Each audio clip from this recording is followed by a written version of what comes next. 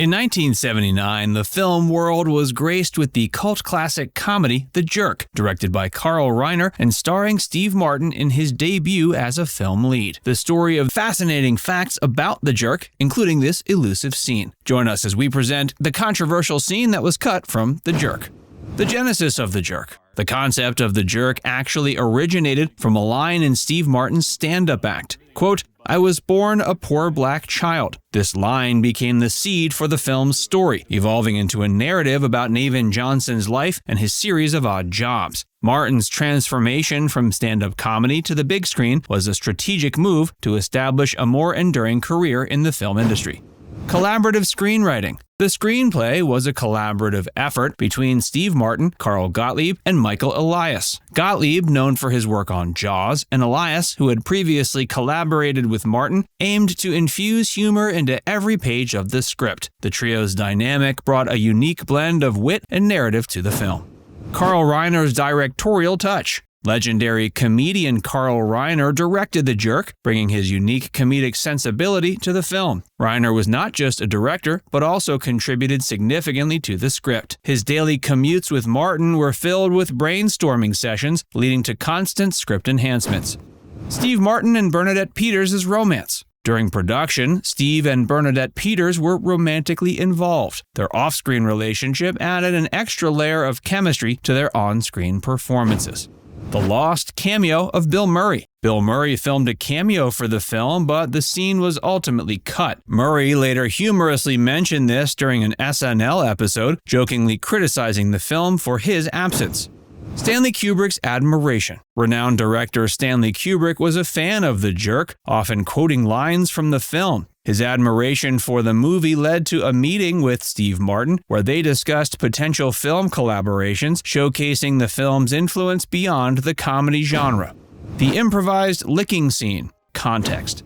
The gas shortage influence. The 1970s gas shortage had a practical impact on the film's production. Steve Martin and Carl Reiner carpooled to the set, using that time to creatively brainstorm, as we mentioned.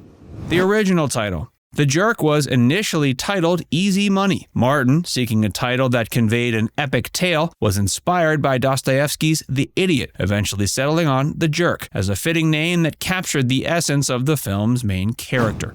The Opti-Grab Invention.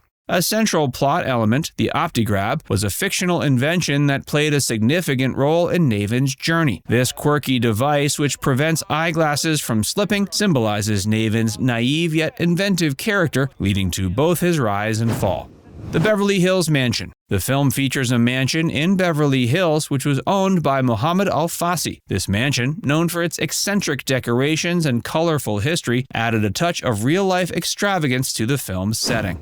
Box office success. The Jerk was a major box office hit, grossing over $100 million worldwide. Produced on a modest budget, the film's financial success marked a significant milestone in Steve Martin's film career and solidified his status as a leading comedic actor. Critical reception and legacy. The Jerk received mostly positive reviews and has been hailed as one of the funniest films ever. Its legacy continues, with the film being recognized in various lists of top comedy films, reflecting its enduring appeal and influence on the comedy genre. Casting and characters. The film featured a diverse cast, including M. Emmett Walsh and Jackie Mason, alongside Martin and Peters. Each actor brought their unique flair to the film, contributing to its dynamic character ensemble and comedic impact. The sequel. In 1984, a TV film titled The Jerk 2 was released. Although it starred Mark Blankfield as Navin and did not involve Martin as a writer, it was an attempt to extend the story of Navin Johnson, showcasing the original film's lasting popularity. Steve Martin's dual role. In addition to playing the lead character Navin, Martin also took a lesser role in the film. He appeared as the cat juggler, credited under the pseudonym Pig Eye Jackson. This dual performance showcased his versatility and added another layer of humor to the film, as audiences later discovered his hidden cameo. The film's shooting locations. The Jerk was shot across 85 locations in greater Los Angeles, including Pasadena and Westlake Village. These locations added to the film's dynamic visual appeal and underscored Navin's journey from a small town to the bustling city. Bernadette Peters' role. The character of Marie, played by Bernadette Peters, was specifically written with her in mind. Martin's foresight in casting Peters brought a unique charm and chemistry to the film, as her performance perfectly complemented Martin's comedic style.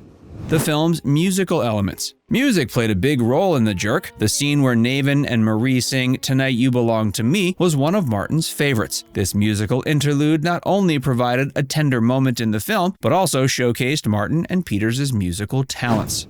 Snipped from the final cut. Several scenes were cut from the final version, including an alternate introduction of Marie and a comic scene featuring Gaylord Sartain as a Texas oil millionaire. And believe it or not, the television version of The Jerk actually included additional scenes not seen in the theatrical release. The controversial canned scene. Among the scenes cut from The Jerk was a controversial one featuring Bill Murray as a flamboyantly gay decorator. This scene was ultimately removed due to concerns about its portrayal and sensitivity. The deletion of the scene sparked discussions about comedic boundaries and the portrayal of LGBTQ+ characters on film. Murray's acknowledgement of being cut from the film during an SNL episode added to the intrigue and controversy surrounding this lost scene. The decision to remove it highlights the challenges filmmakers face in balancing humor with social responsibility. Now it's time to hear from you. What's your favorite Steve Martin movie? Let us know in the comments section below.